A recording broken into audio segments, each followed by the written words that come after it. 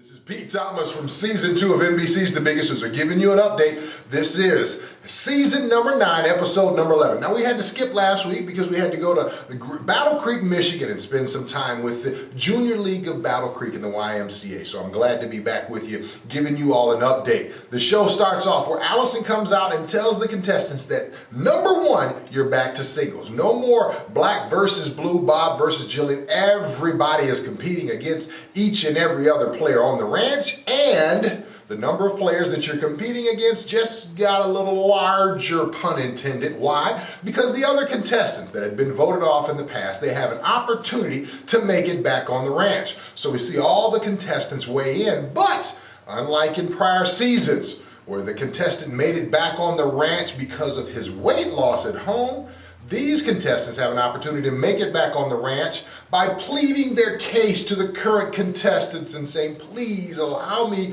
a second chance on the ranch. And so the contestants who are there on the ranch actually vote for the eliminated contestants, and the person that gets the most votes ends up coming back onto the ranch. You got all of that? Very simple, I just complicated it. All right, so in the end, Victoria, who had been voted off twice, she actually comes back on the ranch and has an opportunity to change her life there on the Biggest Loser Ranch. And in another twist, the contestants are going to compete for the second spot on the ranch. And they've got a step challenge. So the contestants have to step up, and the first contestant to step up 1,000 times makes it back onto the ranch. Now, this challenge in and of itself always favors the smaller contestants. And one of the smallest contestants is Melissa. You remember Melissa from the red team, serious about her gameplay. Well, she completes it faster than anybody else, and she makes it back onto the Biggest Loser Ranch, and the other contestants are not too happy about it at all.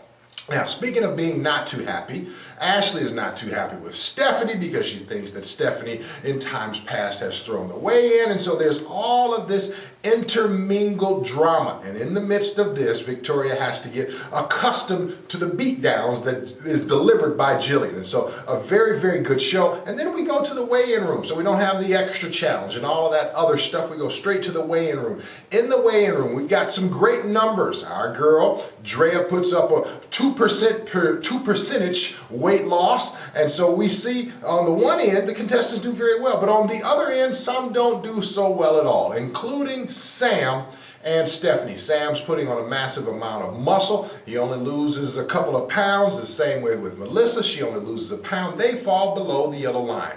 And again, all of that discussion between Ashley and Stephanie beforehand, it was all just an omen of what was to come. And sure enough, Stephanie gets sent home.